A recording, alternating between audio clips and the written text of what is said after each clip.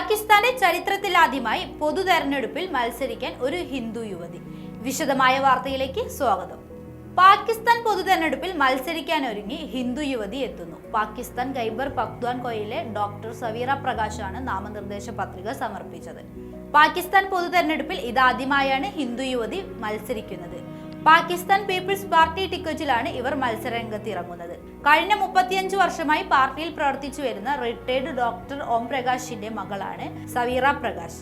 2022 Abbottabad international medical കോളേജിൽ നിന്നും ബിരുദം നേടിയ സവീറ ബുനാറിലെ പാകിസ്ഥാൻ പീപ്പിൾസ് പാർട്ടി വനിതാ ജനറൽ സെക്രട്ടറിയാണ്.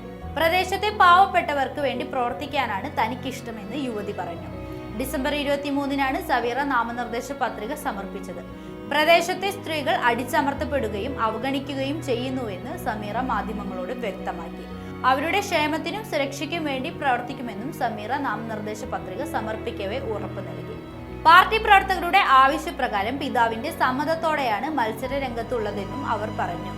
ഡോക്ടറായി സേവനമനുഷ്ഠിക്കുന്ന സമയത്ത് സർക്കാർ ആശുപത്രിയിലെ കൊടുങ്കാര്യസ്ഥത നേരിട്ട് കണ്ട് ബോധ്യപ്പെട്ടെന്നും അവർ പറഞ്ഞു.